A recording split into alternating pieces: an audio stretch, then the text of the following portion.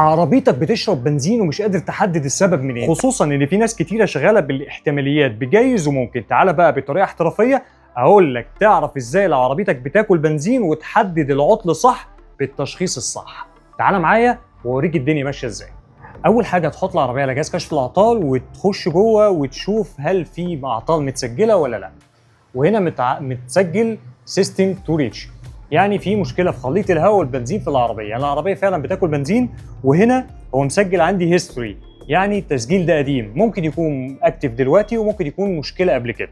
طبعا احنا عرفنا العطل وسيبناه وعملنا سكرين، وبعد كده هتخش تدلت العطل دون. اول حاجه هتخش على داتا ستريم تعمل تيست لكل السنسورز اللي موجوده او اللي ليها دور حيوي في عمليه استهلاك الوقود، ولازم تعمل تيست واوريك القرايه بتاعتها كام والمفروض تبقى كام، ولو فيها خلل هبينه لك واقول لك المشكله بتاعته دي هل في مشكله ولا ما فيهوش مشكله، زي الاكسجين سنسور والماب والصوت البوزيشن.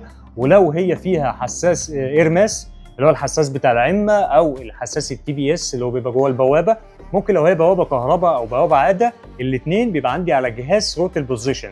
هتفتح الثروتل ده، الثروتل اللي هي البوابه، عشان البوابه ممكن تكون بترمي بنزين زياده ومديها امر ان العربيه فاتحه دواسه وهي العربيه مش فاتحه دواسه. دوس كده بنزين، واحده كمان بس، والثروتل هنا تمام مفيش مشكله.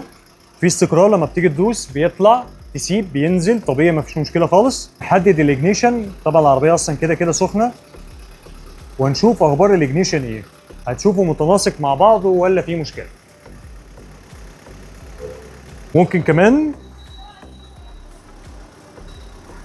تفتح وتشوف في تناسق وفي سلندر منهم بيطلع وينزل ولا لا، يعني في سلندر لو بيهرب منه هعرف ان في مشكله في ممكن في البوجيهات او حاجه. فهنا كده في استقرار عندي في الاجنيشن. هنطلع بره الاجنيشن كده، الاجنيشن يعني كويس، العربيه مستقره. ونخش على الماب المفروض يكون 35، هو جايب 38 37، وده بسبب ان العربيه لسه عاليه، يعني الار بي ام بتاع العربيه عالي فهو مديني 38. طبعا التيست بتاعه هنا ايجابي ما فيهوش مشكله تمام، هي فعلا الار بي ام عالي بتاع العربيه فهو مديني ان كميه الهواء زايده شويه، وده طبيعي جدا لان العربيه عاليه. فنيجي بقى لاهم واحد في الدنيا دي كلها، الاكسجين سنسور. المفروض ده بتقيسه لما العربيه تسخن، لان كل عربيه في الظروف التشغيليه الطبيعيه مش زي كبس الموتور بقى. ودي القرايه بتاعت الاكسجين سنسور، وطبيعيه جدا المفروض يفضل طالع ونازل. طبعا الاكسجين سنسور هو متناسق جدا، يعني مفيش خلل بيحصل في النص، لا هو المفروض يطلع وينزل يطلع وينزل يطلع وينزل يطلع وينزل. انت فاهمني؟ بيختلف طبعا من عربيه لعربيه، خد بالك عشان فعلا بيختلف من عربيه لعربيه. في عربيات بيطلع البوز بيبقى اعلى شويه، مش زجزاج زي ما انت شايف كده. طبعا هيونداي وكيا عندي بتبقى بنفس الاوبشنز اللي انت شايفه قدامك ده. كل ده متناسق، يعني الاكسجين سنسور سليم ما فيهوش اي مشكله خالص. الماب تمام، الثروتل بوزيشن تمام، الاكسجين تمام اللي هو الحساس الشكمان، الاجنيشن كويس، وعمليه الحقن بتاعه الانجكتور اللي هي الرشاشات. هنا التيست على الجهاز تمام ما فيهوش اي مشكله.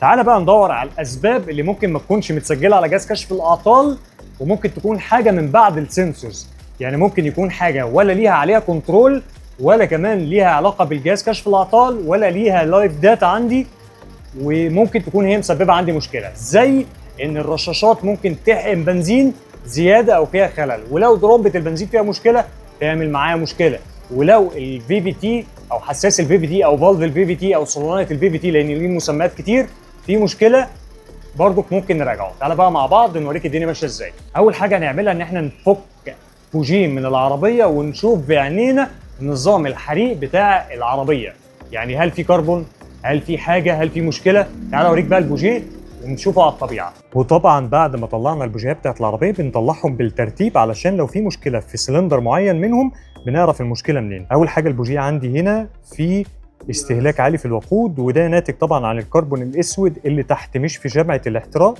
في كربون اسود في الثقب بتاعه او البوجيه من تحت كده عامل اسود. وده طبعا ناتج عن استهلاك وقود.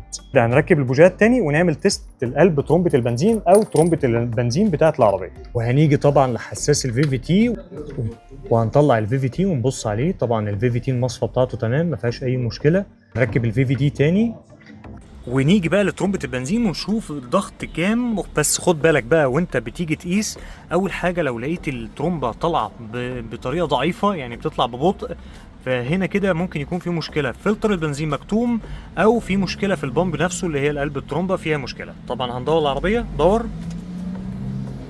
طلع سريع وطلع 70 بي اس اي، وده رقم كبير جدا في مكنة ام بي اي.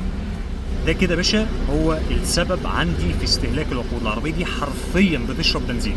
ليه؟ لان المفروض اصلا العداد يكون 50 مش 70 بي اس اي، وللاسف زي ما انت شايف كده العربيه دي فيها مشكله في ان الضغط زياده قوي على الموتور الام بي اي، ومفروض ان العربيه دي 50 مش 70.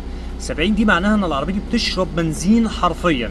زي ما حضرتك شايف كده الترومبه دي بتاعه الجي تي اي مش بتاعه الموتور الام بي اي، ودي كان غلط كبير قوي. العميل غير الترومبه بتاعه الجي تي اي مش الام بي اي، لان السنسور اللي موجود هنا ده بيبقى موجود في المكن الجي تي اي. العربيه دي كانت متغير لها ترومبه بنزين كامله بتاعه الموتور جي تي اي، وهي دي بقى السبب في استهلاك عالي جدا للوقود.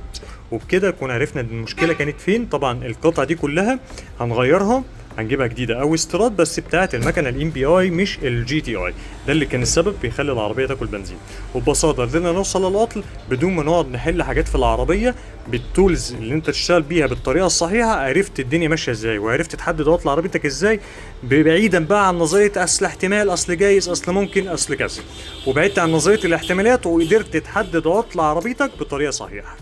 في نهاية الفيديو أهم حاجة آخر جملتين لازم أقولهم لك ولازم أوعيك صح.